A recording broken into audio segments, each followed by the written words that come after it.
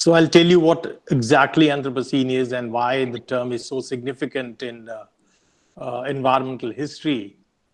And then I would tell you a few interesting stories related to the disease exchanges in historical past. While we deal with the various monumental events of disease exchanges, I would also tell you how the very idea of what we call as ecological imperialism is associated with it. And, why I'm saying so, because, and why this disease history is so significant today. You've seen that the disease histories are important not only because the disease have been there in the past, but also because of the fact because coronavirus today has come as pandemic and it has spread across the globe.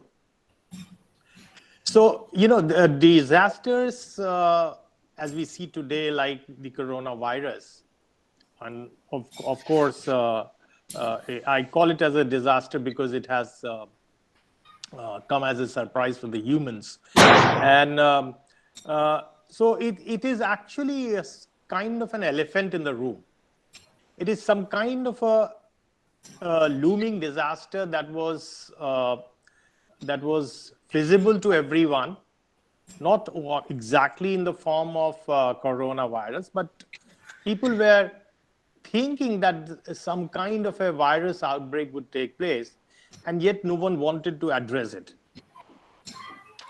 So the spread of coronavirus has been so rapid. You've seen that it came and it spread like within few days and months. You've seen that it has spread to all corners of the world. And it is, in fact, taken just few days to enter all geographies, whether it is America, whether it is Europe, India, or any country of the world. And this happened mainly because there is a meteoric rise in the mode of transport today we see, because the mode of transportation is so fast and so swift and so frequent. So we've been flying from one country to the other.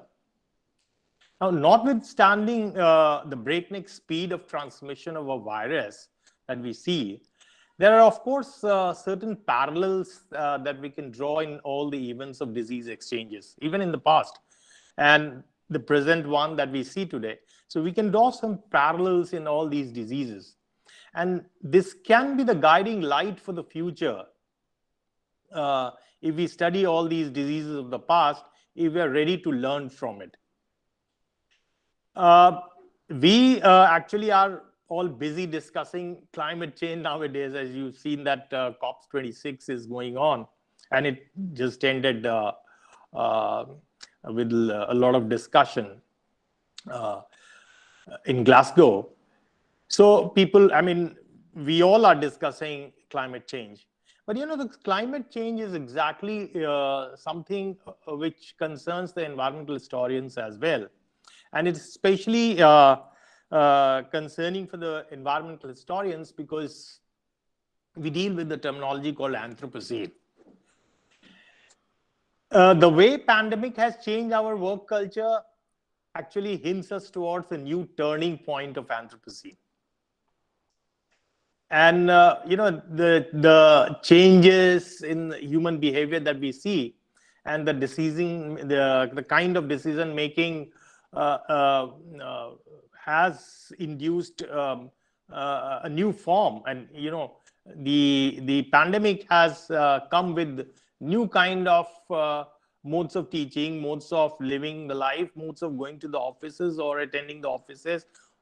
So there is a whole lot of new work culture that we see today because of the pandemic. Now, the changes in human behavior and the decision making induced by the pandemic are also, in some way, it also is likely to cascade through the entire globalized Earth system. And for example, I tell you, although the lockdown orders reduce the personal vehicle use temporarily, as you saw that in Delhi, it was said that the sky is looking blue, and people were also telling us in few of the cities that you can see the Himalayas from a far off distance. Now these were all temporary changes. So it happened because there was lesser use of fossil fuel. I mean, vehicles were not running on the roads. And then this, obviously the result was that the skies became blue like never before. But the long-term impacts are less clear. And it will be determined in part by how human behavior responds to the pandemic, isn't it? So the pandemic, for instance, favors access to outdoor space, and it disfavors use of tall building with elevators. But these human preferences may be sustained for many years. People are, there are people who are suggesting that the industries, the corporate houses may continue with this kind of a work culture even after the pandemic passes, and even after the pandemic is over. So this is quite a possibility in the long run. This is what people are believing. And this in turn could lead to more suburbs and fewer residential houses and office towers in the metro cities. So what you will find that the people will start living in the suburb areas because the metro cities are so costly. Now, just because you have to work from home, why not to stay in some suburb area or in your own village? So obviously, these changes would have consequences on the Earth system. Similarly, on government front, there are incidents of the rollback of the environmental restrictions by governments, and the governments are seeking to accelerate the economic recovery. So you've seen that. You must have read in the newspaper that many of the governments, not only in India, but in other parts of the world as well, governments have become a bit lenient on, environmental restrictions. So more and more projects are being passed without taking care of the environment. Now, this is happening because government actually have suffered a lot because of the pandemic, and there has been lockdowns. So now the government wants to develop more fast. They want the economy to grow more faster if they want to actually survive in a globalized world. So also there is a huge increase in the investment in technologies. You've seen that many of the apps, the platforms on your mobile and laptop have come, and these are lowering the risk of future pandemics, obviously. Now, it appears that when you see that many applications, many new technologies are being introduced, it is being suggested that now these applications will reduce the human interactions and contacts. So by introducing, even many of the offices are planning to introduce more robotics into the workplace. Now, this means that we may be using more energy by using electronic devices. So you see, everyone is looking for a mobile phone and laptop. So there has been tremendous increase in the sale of mobile phone and laptop over the last 1 year. And you look at the sale figure. So all the iPhones and various other phones, they have made tremendous progress in their sales, their sale volume. Now, since there is, of course, who are the users? We are the users, and that means, and it runs on electricity, mind you. So there have been tremendous increase in the data transfer, the data that we use for all the applications and various other modes of work that we do, like the teaching and the learning process that we have. We need, for everything, we need internet. So the data use has increased. So since there is uncertainty about the length of the pandemic, the economic effects seem very likely to last for years, isn't it? So it is very likely that the individuals or even the societies or even the governments, they may respond to these economic effects or the challenges that we face today um, in different way, and it will certainly influence the what we say as a long-term trajectory of the human footprint on the Earth system. So when we talk about the human footprint, it is obviously in terms of uses that we make. So it's a kind of a, I mean, there are various terminologies like carbon footprint, terminologies like how human makes use of different kinds of energy. So the amount of fossil fuel is not the only thing that is significant in terms of environment. The kind of internet use, the kind of this electricity that we use, the kind of internet data that we use, it is also going to affect the environment in some way. Now, why I'm saying so? Because once you bring in all these technologies, it is also then required to send many rockets into the space, many satellites into the space, because you want more internet uses. So the technologies also bring in these changes in the system. Then there are home deliveries of different things. So you can very well see many new technologies being introduced for the home delivery system itself. So, I mean, these are the challenges that we face today when the pandemic has come, and you never know what is going to happen in next few years. Now, before we move ahead, let me tell you a little bit about the Anthropocene as such. What is this Anthropocene terminology in environmental history? The one of the most important thing to know about Anthropocene is that it puts people in a new position. New position in relation to the rest of the nature that we have. So humans is one thing, and then you also have different other aspects of nature. So it puts Anthropocene is basically what it puts human being in, and it talks about the relationship of the human beings with different other aspects of nature. So basically, humans have emerged as a force of nature on this planet.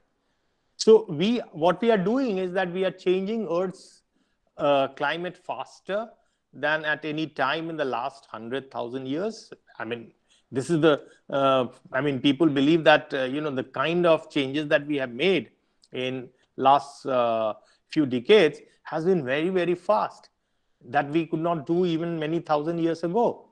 Now, this is the result of the increasing carbon dioxide in the atmosphere, and this increase is at breakneck speeds of the release of the carbon in the atmosphere. So Anthropocene is a terminology which first got its name at a conference which happened in 2001, and there was a chemist, atmospheric chemist. His name was Paul Crutzen, who was frustrated at his colleagues who were calling our time period as Holocene earlier on. Holocene is it's a geological time. It's a period since the last ice age happened. So from his point of view, everything has changed since the Industrial Revolution. So Industrial Revolution was something which brought tremendous change in the Earth system. So the atmosphere had changed drastically after the coming of the Industrial Revolution. And that's a fact, that's a reality. But so many things had changed that we should recognize new time period which were changed by humans. So it's not only that the atmosphere changed, many other things have also changed. And to understand these human-induced changes, he coined a new terminology, Crutzen. He called this as Anthropocene. So instead of Holocene, he says that this period when there has been very fast impact, anthropogenic change. Anthropogenic change is human-induced change. So the kind of human-induced change which has been very fast, he calls this as Anthropocene. Now, the point is that we as humans are changing the earth in so many ways, as I mentioned earlier also. So, but what is so controversial when we use such terminology is that there is no problem using such terminology. But the point is, and different historians have different views about it, that when did this Anthropocene actually begin? What should be the time from where we should consider Anthropocene to have begun? That's one of the controversies that is debated in the circles of environmental historians quite a lot. So the group that is responsible for recognizing the Anthropocene within the geological time scale, they propose that the beginning of Anthropocene should be around 1950, and they call it as the stage 2 of the Anthropocene. It is from 1950 onwards, they believe, that and that is the period when the Second World War had just gone over, when there has been very rapid acceleration in human-induced changes in the environment. So they call it also as the Great Acceleration. Now, the middle of the 20th century is not only, not the only proposed beginning of Anthropocene. There are, major different other major proposals by historians of the beginning of Anthropocene. And many historians believe that the Anthropocene began very early when the farmers first started clearing the forest across the earth for agricultural progress. So the moment agriculture was introduced, you must have heard about the Neolithic age. So when agriculture was introduced, people started clearing the forest, and the very clearing of the forest also meant that the carbon is released in the atmosphere, because trees are basically they conserve carbon, and the moment you cut the trees, the carbon is then released into the atmosphere. So many believe that the very cutting of the forest, very beginning of the agricultural activities by humans have led to the release of carbon. And then, of course, with the beginning of agriculture came the cultivation of rice, which many believe that it also releases a lot of methane in the atmosphere. So methane release is also, it has changed the climate since over the last 5,000 years ago. So there are different views from historians about the beginning of Anthropocene. And you even have the proposal for the beginning of Anthropocene in the year around 1500 AD. This is the time when the old world and the new world, both of these collided. When I'm talking about the old world and the new world, it means old world is the world where people were, many civilizations have been thriving for many years, like Europe, Asia, and all these countries are considered to be the old world. And the new world are the newly discovered world, right? So the American continent is the new world for the humans. So these were the new world. People were living there, but the people of the old world never knew about these people living in the new world, or for that matter in America or Australia and many other different continents. So the first kind of a contact of the people of the old world with the new world came after 1492, when Christopher Columbus discovered America. Now, this had long-term impact in terms of bringing the, in terms of changes. And one of the major changes that came after this contact was the bringing of the old world diseases. So not only the diseases, there were, along with the diseases came the animals, the new plants that were introduced to the new worlds. We'll talk about this in much detail a little later. But before that, and just because I'm explaining and what Anthropocene is and what are the different point of view related to Anthropocene of different historians, there were other types of devastating effects on the population of the America, because once the contact came, it caused a huge regrowth of forest, and then it brought down carbon dioxide drastically. So it's not only that the activities of the humans in historical past have led to warming of the earth, right? So once you release the carbon in the atmosphere, that you cut the trees, you release the carbon in the atmosphere, that means it is leading to some kind of a warming of the earth, right? So warming of the earth means that you warm the earth and then there'll be much more faster melting of the glaciers happening. This is what the people believe today. All these climate meetings are talking about the increase in the temperature of the earth.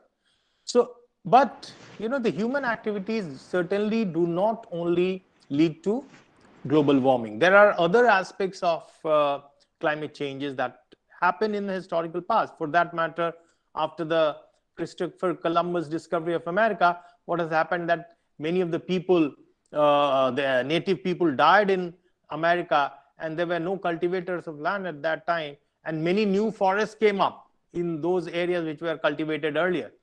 Now, this led to cooling of the climate rather than global, kind of a global warming. So this is associated with the little ice age in Europe in the 17th century. So after the impact of this kind of a global cooling was that the temperature of Europe came down a little bit, and this is what we know in history as a little ice age. And little ice age itself had massive impact in terms of in history. So little ice age not only had impact locally, it also had its impact globally, because many of the countries tried to survive in that little ice age, and countries like the Netherlands, they ventured into the oceans. So that's why the Dutch East India Company came to the Indian Ocean world, because once there were economic challenges because of the little ice age in Europe in the 17th century. So there are historians who argue that Anthropocene began around 1500, and then you have another group who says that the Anthropocene actually started around 1800 with the coming of the Industrial Revolution. So the central feature or the characteristics of this post-industrial revolution Anthropocene was the enormous expansion in the use of fossil fuels. So people started using, when you have massive use of fossil fuels in the atmosphere, in the industries, there was a lot of carbon dioxide release in the atmosphere, and that was one of the simplest indicator to track the progression of Anthropocene. So the atmospheric carbon dioxide had, of course, risen appreciably in comparison to the pre-industrial period, and then in fact it increased very rapidly after 1950, post-World War period, Second World War period. So the human enterprise has experienced a remarkable kind of an explosion, which has been termed by not only Paul Crutzen but many other historians, even John McNeill and many others, as the Great Acceleration, or stage 2 of the Anthropocene. So Anthropocene, for that matter, is if we look at these different versions of Anthropocene, we see that Anthropocene is not over yet. And we have been witnessing in recent pandemic that anthropogenic changes are still in the progress in different other forms. And it really remains to be seen what we are going to make of this human time period. So pandemic, which has led to new work culture with the humongous increase in digital and internet uses, it means the massive energy consumption of different forms. So who knows that this could prove to be the most consequential in impact in terms of environment.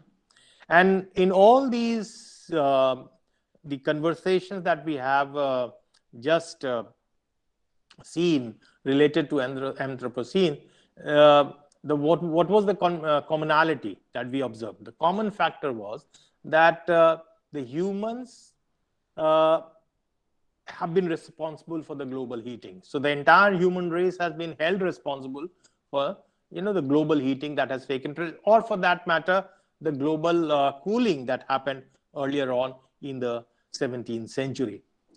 Now, all this stems from some kind of the innate human greed. It's because of, in all these studies that we have seen, everyone is blaming the entire human race. So the human activities have been blamed for all this. And that's the common narrative of the entire climate change, as historians we can see.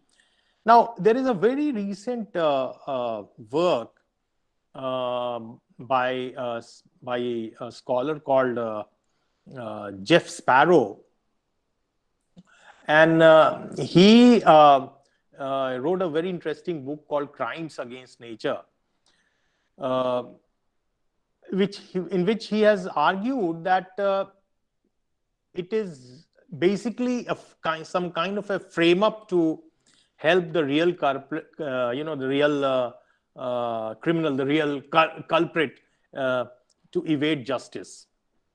So in reality, what he says is that from the very first adoption of the fossil fuels to the negotiations on the emission levels that we talk about, climate change has been it has been driven not by many but only few, and that's the reality which he says that nobody talks about. So Jeff Sparrow has given a very interesting data to prove his point. He says that it's not the entire human race which should be held responsible for the climate change that we are observing.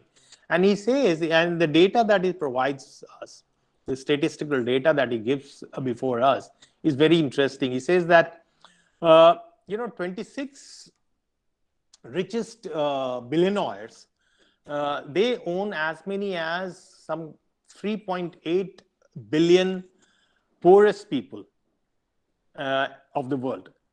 So imagine just 26 richest people, 26 people who are billionaires, they are the people who own assets which is equal to 3.8 billion poorest people of the world.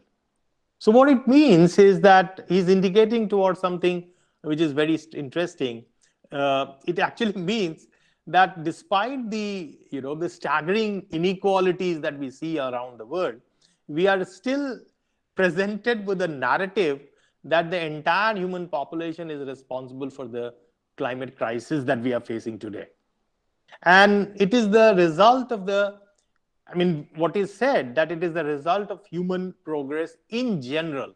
So, the blame is not put on few people who have been responsible for all these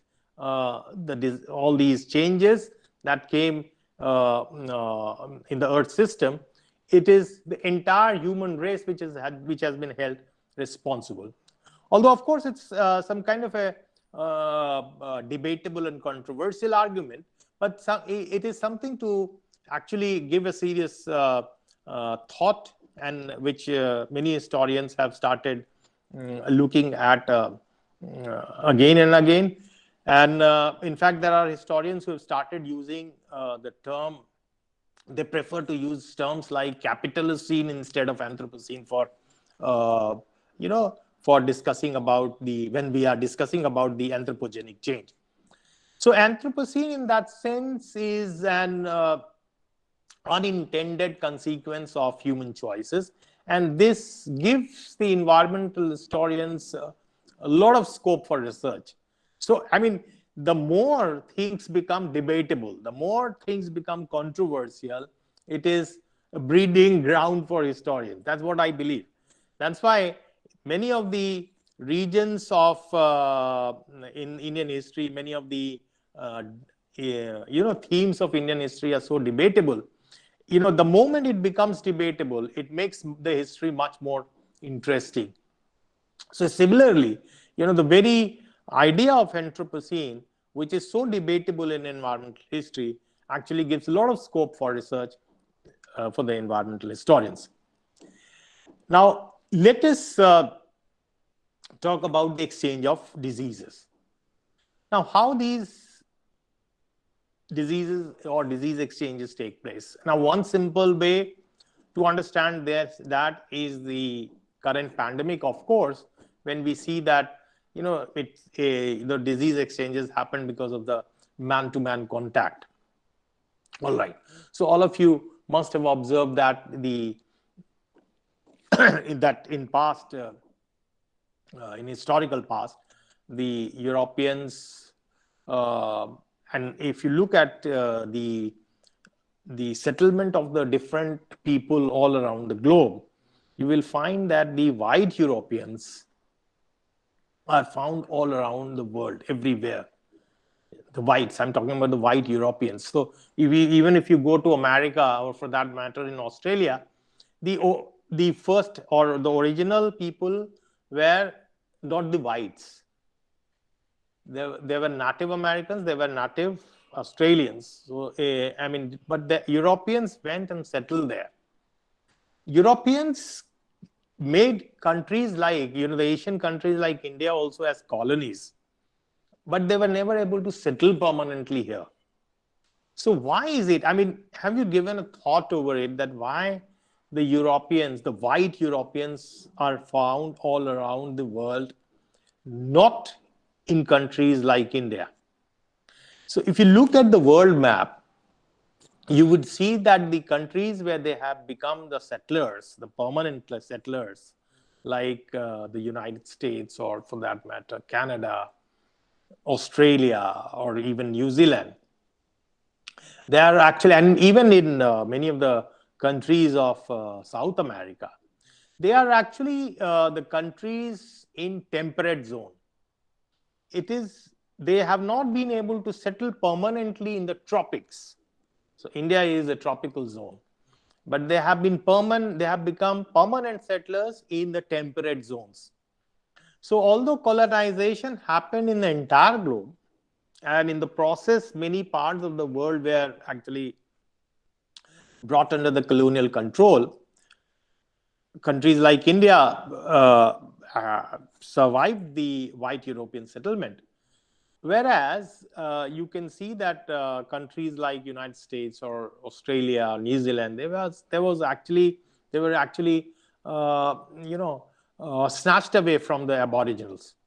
So the Aboriginals were the original inhabitants of those countries, but then the power came in the hands of, or the European whites actually outnumbered them over the period of time. Now, in a way, this ecological hostility actually led to massive resource exploitation of countries. The colonial expansion has led to exploitation of the resources, even for the countries of like India. And there was enormous drain of revenue from countries like India. But, the kind of ecological imperialism that has happened, Alfred Crosby says that it happened only in these countries, these regions of the temperate zone. And this is what he calls as ecological, the term he uses, ecological imperialism, He says that this is applicable to all these temperate zone regions. So in ecological imperialism, the Europeans basically, uh, we can say, as leapfrogged. They actually went from one country to the other, all around the globe, and this happened, especially in the temperate zone regions. So they exceeded in numbers. They outnumbered the indigenous people of the New World, and this became possible not because of the advanced technology that they were possessing. So Europeans were obviously in possession of many advanced technology, but Alfred Crosby makes a very interesting argument, and he says that this did not happen because of the advanced technology that they possessed. He says that it was due to the biological advances that they had. So to a large extent, it was because of the biological advantage that they had. So in fact, if you read his book Ecological Imperialism, Crosby argues in that book that the European flora and fauna, the plants and various other things, they got transplanted to remote geographical areas of these new colonies in the temperate zone, and these flora and fauna were successful in very successful in temperate climates, because the climates of these temperate zones were quite similar to Europe. So Europeans, when they reach these new lands like America, or for that matter Australia or Canada, they arrive with certain biological advantages, which were relative to the native animal or plant population. So these advantages derived from the Europe's ecological environment, which they were practicing for many years, was very successful and very easily transplanted in the new lands. And this allowed the Europeans to dominate the temperate zone or the temperate zone regions of the New World. But when sailors sail on ships from Europe as explorers and as conquerors, and the colonists, because they came as colonists, they came from densely populated agricultural societies. They like the Asian countries, like the countries of Asia, like India, they also settled in those temperate zone nations. But there they had a different kind of an advantage. Now, they were unknowingly the carriers of a whole host of endemic germs, the parasites, and this led to the massive death of native population of the New World. So Crosby, through his different case studies, has argued that this advantage of the Europeans was there in the temperate zone, but it did not work to prove to be advantage in Asian colonies. And because the Asian colonies, according to him, was already an age-old agricultural society. So Crosby gives, for that matter, he does not give the example of India as such, but then he gives the example of Middle East.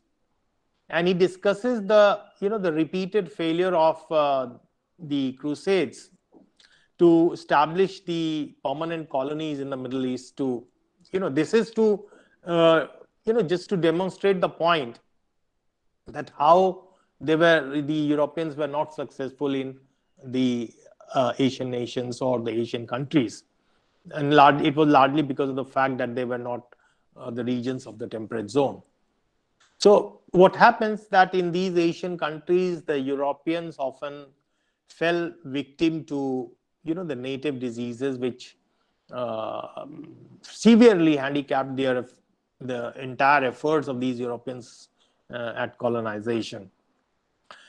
So, if you look at the history, the different evidences from the New World, such as America or Australia, the Europeans were very successful in these new worlds. So the plants, the animals that which the Europeans carried with them to the New World, they proved to be tremendously disruptive and sometimes devastating to the ecosystem of these regions. And along with them also went many diseases to which the people of the New World were not very immune to. So it is mainly because of the ability to venture into the vast ocean that the European colonial expansion took place uh, in far-flung areas. And one of the prime movers, of course, was in the uh, entire course of the colonial history was their mobility, the mobility of the Europeans on the ships. So these ship movements actually led to many exchanges, right from food to animals and to very different kinds of, uh, you know, uh, many kinds of pathogens. So the contact of the old world people with the new world has actually, it has led to transmission and exchanges of many diseases. So obviously, uh, one of the very interesting case study has been put forward uh, by Alfred Crosby in another of his work called the Colombian Exchange, and he in fact uh, refers to a very interesting turning point of exchange in history. And he says that it happened after Christopher Columbus discovered America in 1492. Uh, now, obviously, there are many stories related to Christopher Columbus' contact with the Americas or his discovery of America. But I will just mention one of the incidents that happened, and that would give you an idea of the kind of exchange, the disease exchange that could take place because of the contact of the old world people or the new world people, or for that matter, when you go to a new land, an isolated or a virgin land that I often say. So when you go to these lands from the old world, you will find that there could be disastrous impact of these contacts. Now, Columbus, as you know, landed on the coast of Hispaniola, and here he establishes a small encampment. Now, indigenous people here were obviously not any kind of a threat to him, but they were wearing some kind of a shiny ornament, and that was a gold ornament, obviously. So then Columbus and his crew were able to find that gold mine there in Hispaniola. So after they got hold of that gold mine, they collected a lot of gold from there, and then Christopher Columbus went back to Spain, uh, with his ships laden with a lot of gold. Now, but then he asked 39 Spaniards who had come along with him in the journey when he discovered America to stay there in Hispaniola. So all these 39 Spaniards were asked to stay there. And by that, he says that by the time I come back, you keep, digging those mines and keep collecting those gold from there. So he also carried several enslaved Taino men, the Taino tribe people, the native people, aboriginal people. So he carried with them many Taino men, women, and children. And it took almost 6 months for Columbus to come back again because it was a long journey. So this time around, he came with 17 ships so that he carries more gold to Spain. And then he came with 1,500 male colonists so that he can, settle in those newly found lands. Now, when Columbus reaches Hispaniola, in 1493, next year, he was shocked. He was shocked because he came to know that all the 39 Spaniards that he had left behind, they were all dead. Now, they were dead because they were exposed to a disease.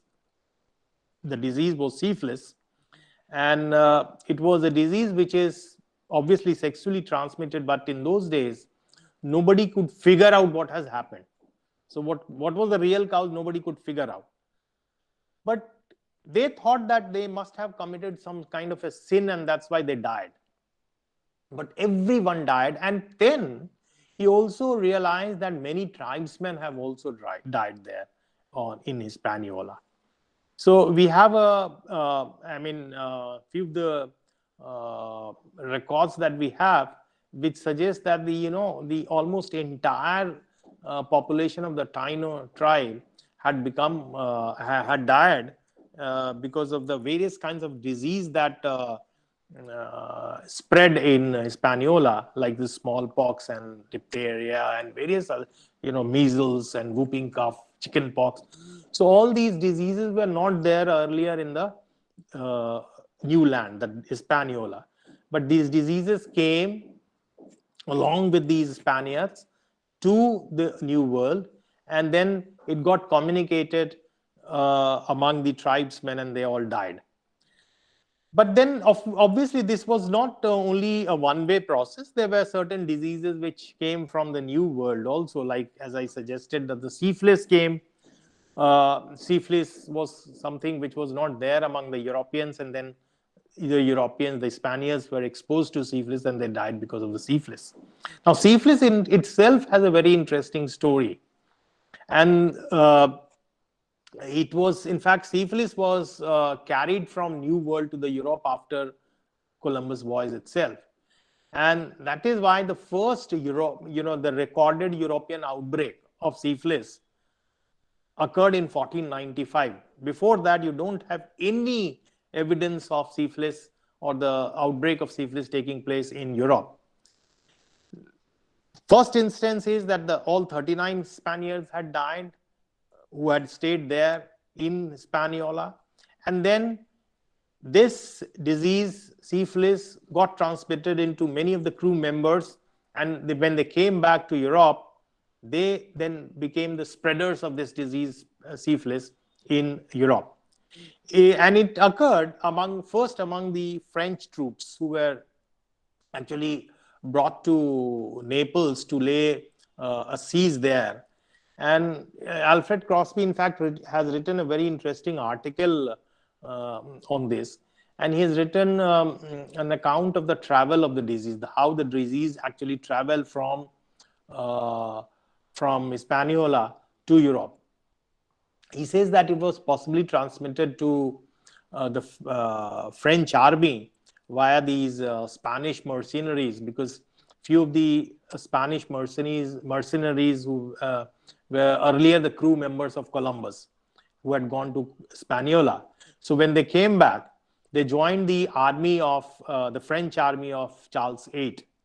So what happens that once the disease actually came to the army of the disease came in the army of the French people, then they gradually spread to many other soldiers, and it gradually spread to all other parts of Europe, which led to some kind of 5 million deaths in Europe altogether in the 16th century. Now, obviously, this is one of the most interesting cases that we have. Now, there is another, I'll just briefly tell you about another very interesting case, which is not about the establishment of the colonies. It is about a new island which was found by the travelers. And this island is known as the Easter Island. It is believed that this Easter Island, which is actually located in the Pacific, and it is a kind of some kind of a triangular island, which was supposed to have got a population of 20,000 people earlier on. But in 1772, when one of the travelers, he was a Dutch explorer, his name was Jacob Roggeveen, who accidentally sailed to this Easter Island. After that, he figures out that at that time the population of Easter Island was very few. Now he describes the Easter Island as largely devoid of tree, found that there are no trees around in the Easter Island, and he informs that there is very small population. And but then he tells the European world in his memoir that he wrote after he came back from the Easter Island. He writes that this island is very interesting because of the fact that it has many huge statues, monolithic statues made of stones. And these huge statues are some 7,500 tons in weight, and they are some 12 meters in high. So even today, if many people go and go for travel purposes to the Easter Island, then these monolithic stone statues have been preserved even today. But at that time, when Jacobin in 1722 mentioned about Jacob Roggeveen, when he mentions about the Easter Island, he specifically mentions about these statues. And then he tells that the population is very less, and then he says that there are no trees around. So on the basis of the information that Roggeveen has provided, there is a work by Jared Diamond, which is a book which was written by him. It's called The Collapse, and it's a book related to environmental history, and he discusses the case of Easter Island to prove the point of his hypothesis of collapse. And he argues that the population of this island was huge earlier on, as suggested by various archaeological evidences. But now the population declined drastically because of the poor use of resources. And he argues that the downfall of the island was entirely self-inflicted, because people were so engrossed with their belief system of erecting statues that they never realized that they are actually demolishing their own island. They started cutting woods, the trees that they had, because all these large stone statues could not be moved without the logs. So they started using logs to move these statues, and that's how the trees were cut. And now, just because it was an isolated island, gradually the entire island was eliminated of the trees. Now the result was that because of the cutting of the trees, the topsoil was then it was carried to the ocean, because when the rains used to take place, the trees were not there to hold those soils, and then the topsoil, which was good for cultivation, was removed from the Easter Island, and then it went into the sea. Now, as a result, people became cannibals, because they were not able to produce much. And that's how the population of the island actually declined rapidly when Roggeveen actually visited the island. Now, but there are now new evidences, and that's why I say that how historians should read about these new versions of history.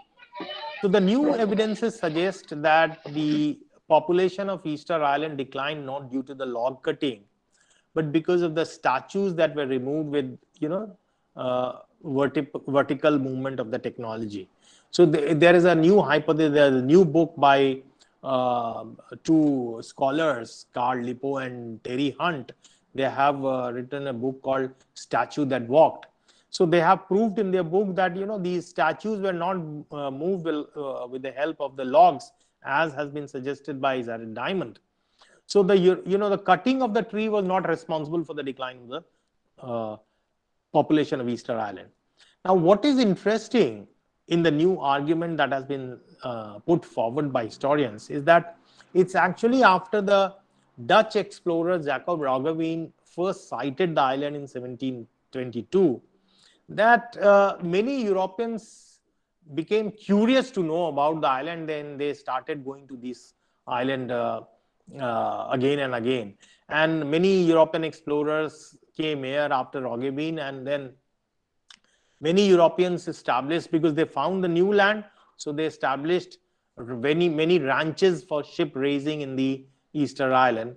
And as a result, what happens is that when new Europeans come and settle there and they establish the ranches, the Rapa Nui tribe, which was a native aboriginal tribe of the island, they were exposed to many of the diseases of the old world. So many of the diseases like the smallpox, the flu, the typhus, the measles, they all came to this new land, and it led to the deaths of the original inhabitants of the Easter Island.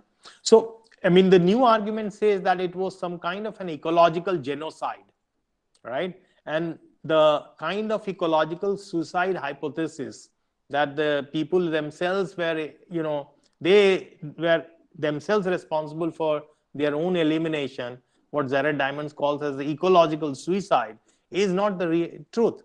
So the ecological genocide is actually an hypothesis which has been put forward now, and it says that the disease exchanges were mainly responsible for the decline of the population of the Easter Island. Now, with this, I stop my talk, and just wanted to tell you that disease exchanges in historical past have taken these kind of epidemic proportions